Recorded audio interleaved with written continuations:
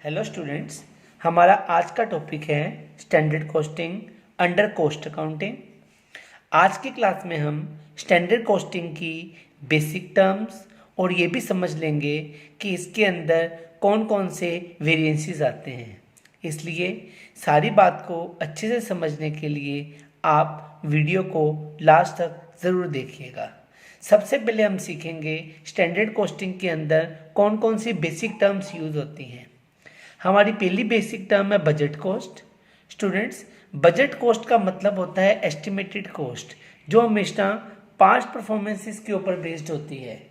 Budget cost का मतलब होता है एस्टिमेटेड कॉस्ट, जो हमेशा पास्ट परफॉर्मेंसेस के ऊपर बेस्ड होती है। जैसे एग्जांपल के लिए हम मान लें कि हमारी जो प्रोडक्ट बनाई जाती है उसके लिए हर बार 10 रुपये का खर्चा लगता है, तो पास्ट परफॉर्मेंसेस के हिसाब से इस बार भी 10 रुपये का खर्चा ही लगेगा। दिस इज बजट कॉस्ट, जो सिर्फ और सिर्फ पास्ट परफॉर्मेंसेस के ऊपर बेस्ड है।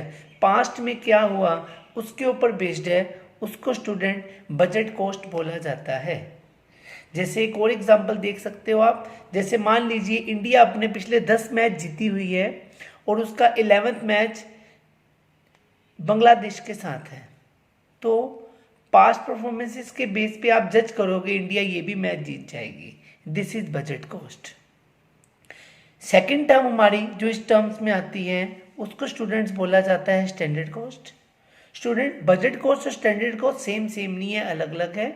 स्टैंडर्ड कॉस्ट क्या मतलब होता है? Target cost which is to be incurred in actual working condition. जो कॉस्ट एक्चुअल वर्किंग कंडीशन में इंकर की जाती है उसको हम स्टैंडर्ड कॉस्ट या टारगेट कॉस्ट भी बोल देते हैं।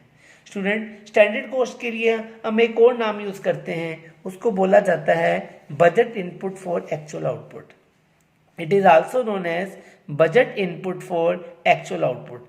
मीन्स स्टैंडर्ड कॉस्टिंग के अंदर आपको बजट भी देखना है और एक्चुअल परफॉर्मेंसेस को भी देखना है। जब आप दोनों परफॉर्मेंसेस को इकट्ठे देखोगे तो आप उसको स्टैंडर्ड कॉस्ट बोल दोगे। Past as well as actual condition जब देखी जाती हैं उसको स्टैंडर्ड कॉस्ट बोला जाता है। हमारी थर्ड टर्म इस रिगार्ड में आती है actual cost. Student, actual cost का मतलब है वो कॉस्ट जो एक्चुअल कंडीशंस में इंकर की गई है।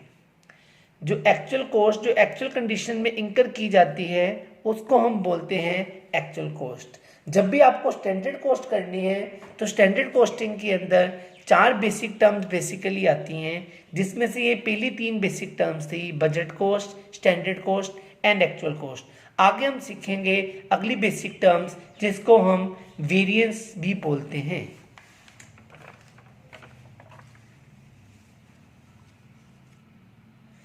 अब हमारी अगली बेसिक टर्म है what is variance. Standard cost और एक्चुअल कॉस्ट के डिफरेंस को हम वेरिएंस बोलते हैं। Difference between standard cost and actual cost is known as variance. Students, जो ये वेरिएंस आता है ये फेवरेबल भी हो सकता है, एडवर्स भी हो सकता है, मींस अनफेवरेबल भी हो सकता है। जैसे आपने स्टैंडर्ड सेट किया 10 रुपए की कॉस्ट का, आपकी एक्चुअल में कॉस्ट आ गई 12, तो इस केस में ये अनफेवरेबल है। आपने स्टैंडर्ड सेट किया 10 रुपये और कॉस्ट आ गई आपकी 8 रुपये, तो इस केस में ये फेवरेबल वेरिएंस है।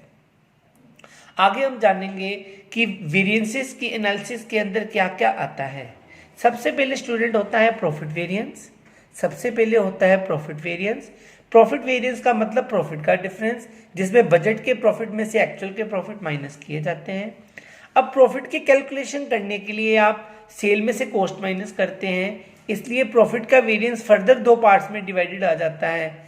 एक आ जाता है सेल वेरिएंस और दूसरा आ जाता है हमारा कॉस्ट वेरिएंस।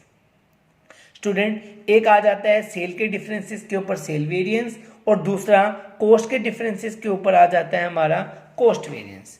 आज की क्लास में हम आपको आगे बताएंगे कॉस्ट वेरिएंस फर्दर किन किन पार्ट्स में डिवाइडेड है।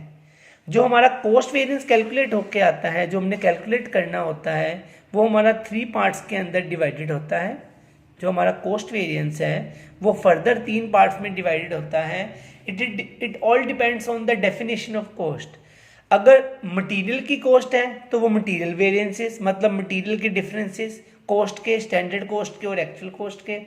और लेबर कॉस्ट के बेस पे हमारा लेबर वेरिएंसेस आ जाएगा, और जो हमारे इनडायरेक्ट एक्सपेंसेस हैं उसके बेस पे हमारा ओवरहेड वेरिएंसेस आ जाएगा।